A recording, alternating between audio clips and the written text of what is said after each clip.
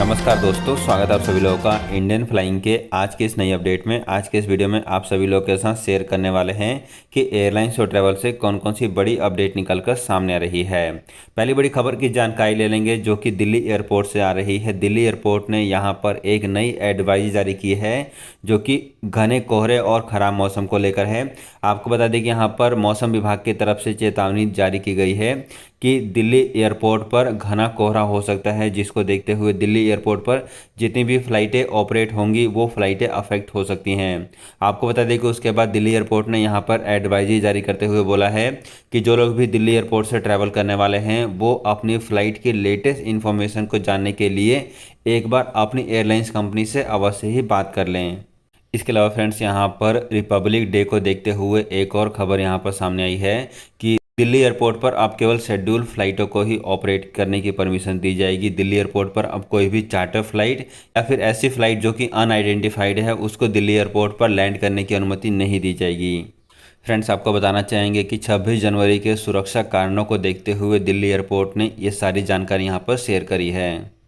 Friends, एक और बड़ी खबर यहाँ पर एयर इंडिया से सामने आ रही है। आपको बताना चाहेंगे कि यूएस में 5G की शुरुआत हो चुकी है, जिसको देखते हुए सभी के सभी एयरलाइंस कंपनियां जो भी इस समय यूएस में अपनी फ़्लाइटों को ऑपरेट करने वाली हैं उन सभी एयरक्राफ्ट में कुछ नेसेसरी चेंजेस करने ज़रूरी हैं, जिस कारण से वो सभी एयरलाइंस कंपनियाँ 5G के नेटवर्क में अपनी फ़्लाइटों को ऑपरेट कर पाए।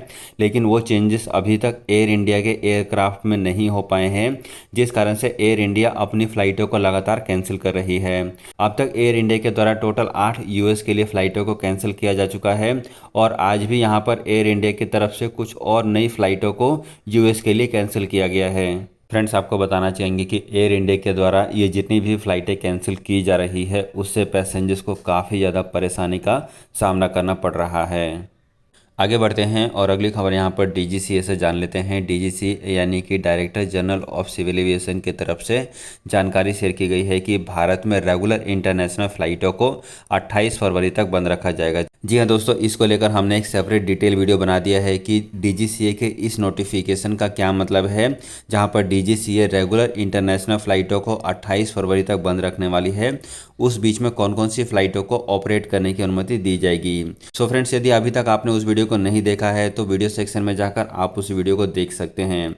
यहाँ पर हम आपको एक बार फिर दोबारा से बताना चाहेंगे कि डीजीसीए ने भले ही रेगुलर इंटरनेशनल फ़्लाइटों को 28 फरवरी तक के लिए बंद किया हुआ है, लेकिन इस बीच में जितने भी एयर बबल्स के तहत फ़्लाइटें ऑपरेट होंगी या फिर वंदे भारत मिशन के तहत जो फ़्लाइटें ऑपरेट हो रही है वो सभी की सभी फ़्लाइटें वैसे ही ऑपरेट होती रहेगी जैसे पहले ऑपरेट हो रही थी। फ्रेंड्स, एक और खबर यहाँ पर मलेशिया जाने वाले लोगों को लेकर आ रही है। जो लोग भी मलेशिया के लिए ट्रैवल करना चाहते हैं उन सभी लोगों के लिए एयर इंडिया एक्सप्रेस के द्वारा नई शेड्यूल फ़्लाइटों की लिस्ट जारी की गई है, जो कि आपको स्क्रीन के ऊपर दिख रहा है। एयर इंडिया ने ये सारी जानकारी अपने ट्विटर हैंडल अकाउंट से ट्वीट करके बताया है, जहां पर वो त्रिची से, दिल्ली से, चेन्नई, कोची और हैदराबाद इन सभी लोकेशंस के लिए फरवरी महीने में अपनी बुकिंग चालू कर चुकी है। यदि आप इस समय कुआलालंपुर के लिए ट्रैवल करना चाहते हैं तो एयर इंडिया एक्सप्रेस से कांटेक्ट कर सकते हैं, जहां पर आप सीधे भारत के इन सभी शहरों से कुआलालंपुर के लिए ट्रैवल करके जा सकते हैं। फ्रेंड्स, एक और खबर यहाँ पर यूएई जाने वाले लोगों को लेकर आ रही है। जो लोग भी इस समय भारत में हैं और यूएई जाना चाहते हैं उन सभी लोगों के लिए एक बड़ी अपडेट सामने आ रही है, जिसके अनुसार अब अबू धाबी में केवल ऐसे लोग ही एंट्री कर सकते हैं जिनको बूस्टर डोज लगी होगी। यदि आपको बूस्टर डोज नहीं लगी हुई है तो अब आप अबू धाबी में एंट्री नहीं कर सकते हैं। इसके साथ साथ जो लोग दुबई या फिर शारजा के लिए ट्रैवल करके जाना चाहते हैं उन सभी लोगों को कोरोना वायरस वैक्सीन की दोनों डोज लगी हुई होनी चाहिए, यानी कि वो फुली वैक्सीनेटेड होने चाहिए, तो ही वो दुबई या फिर शारजा के लिए ट्रैवल कर सकते हैं। इसके अलावा जो लोग भी दुबई के लिए ट्रैवल करना चाहते हैं उन सभी लोगों को नॉर्मल आरटीपीसीआर टेस्ट के साथ साथ रैपिड पीसीआर टेस्ट भी कराना जरूरी है, जो कि आपको एयरपोर्ट से लेना पड़ता है। इन सभी चीज़ों के पूरे होने के बाद ही इस समय आप दुबई के लिए ट्रैवल कर सकते हैं।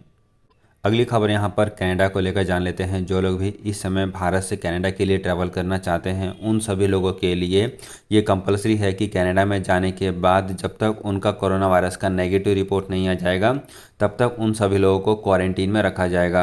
आपको बता दें कि भले ही आपने वैक्सीन लगवाई हुई है और आप अपने साथ कोरोना वायरस का नेगेटिव रिपोर्ट लेकर ट्रैवल कर रहे हैं, लेकिन जब आप कनाडा में जाएंगे तो आपका कोरोना वायरस का टेस्ट किया जाएगा और जब तक आपका कोरोना वायरस का रिजल्ट नहीं आ जाएगा तब तक आपको वहां पर क्वारंटीन में रखा जाएगा। इसके साथ साथ ये भी खबर सामने आई है कि जो लोग यूएस से कनाडा के लिए ट्रैवल कर रहे हैं उन सभी लोगों के ऊपर ये नियम एप्लीकेबल नहीं है, यानी कि भारत से यदि आप ट्रैवल करके जाएंगे तो आपको क्वारंटीन में रखा जाएगा, आपका टेस्ट किया जाएगा, लेकिन यदि आप यूएस से कनाडा के लिए ट्रैवल करेंगे तो फिर आपके ऊपर ये नियम एप्लीकेबल नहीं किया जाएगा। फ्रेंड्स, एक और खबर यहाँ पर सऊदी अरेबिया को लेकर जान लेते हैं। आपको बताना चाहेंगे कि भारत की एम्बेसी जो कि सऊदी अरेबिया में है, उसने सऊदी अरेबिया में एक नया वीज़ा एप्लीकेशन सेंटर शुरू किया हुआ है। जी हाँ दोस्तों, ये जो नया वीज़ा एप्लीकेशन सेंटर है ये सऊदी अरेबिया के सकाका रीजन में शुरू किया गया है और यहाँ पर भारत की एम्बेसी ये जो सर्विस है ये BFS ग्लोबल के माध्यम से अपनी सर्विस को देने वाली है। सो जो लोग भी इस समय सऊदी अरेबिया के सकाका रीजन के आसपास रह रहे हैं वो सभी लोग अब ये नए वीज़ा एप्लीकेशन सेंटर के माध्यम से अपनी सर्विसेज को ले सकते हैं। आपको बताना चाहेंगे कि इससे पहले भारत की एम्बेसी जो कि सऊदी अरब में है वो रियाद और जेदा जैसे लोकेशंस में भी अपनी वीज़ा एप्लीकेशन की सर्विसेज देती है और अब यहाँ पर सकाका रीजन में भी ये सर्विसेज को चालू किया जा चुका है। इसके अलावा फ्रेंड्स, दुनिया के अभी भी कई सारे देश ऐसे हैं जहाँ पर अभी भी टूरिस्ट लोगों को जाने की अनुमति नहीं दी गई है। बात करें यहाँ पर ये देश कौन कौन से हैं और इन देशों ने क्यों अपने इंटरनेशनल बॉर्डर को अभी ओपन नहीं किया हुआ है, तो इस लिस्ट में जो सबसे पहले नंबर पर है वो चाइना है। इसके अलावा यहाँ पर न्यूजीलैंड भी इस लिस्ट में शामिल है। इसके साथ साथ ताइवान, फिलीपींस और मोरक्को, ये सभी कंट्री ऐसे हैं जिन्होंने अभी तक टूरिस्ट लोगों के लिए अपने इंटरनेशनल बॉर्डर को ओपन नहीं किया हुआ है। आपको बताना चाहेंगे कि इससे पहले न्यूजीलैंड की गवर्नमेंट ने फरवरी महीने के मिड की अपनी डेट दी हुई थी कि वो फरवरी महीने के मिड तक अपने इंटरनेशनल बॉर्डर को ओपन कर देंगे, लेकिन अब यहाँ पर ओमिक्रॉन के आने के बाद न्यूजीलैंड की गवर्नमेंट ने फिर दोबारा से अपनी इंटरनेशनल बॉर्डर को अनिश्चित काल के लिए बंद कर दिया है। इन सब के अलावा फ्रेंड्स, एक और खबर यहाँ पर जेट एयरवेज को लेकर भी जान लेते हैं। जेट एयरवेज जो कि अपनी उड़ानों को साल 2022 में फिर दोबारा से चालू करने की कोशिश कर रहा है, लेकिन इस बीच में जेट एयरवेज के कई एम्प्लॉय जो हैं फिर दोबारा से रेजिग्नेशन देना शुरू कर रहे हैं। अभी की जो खबर सामने आ रही है उसके अनुसार जेट एयरवेज के कंपनी सेक्रेटरी ने भी यहाँ पर रेजिग्नेशन दे दिया है।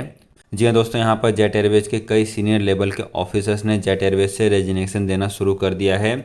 आपको बताना चाहेंगे कि जेट एयरवेज अभी भी कई इंपॉर्टेंट अप्रूवल का वेट कर रही है, जिसके बाद वो अपनी फ़्लाइटों को फिर दोबारा से चालू कर सकती है, लेकिन उससे पहले ही जेट एयरवेज के कई इंपॉर्टेंट एम्प्लॉय यहाँ पर जेट एयरवेज का साथ छोड़ रहे हैं।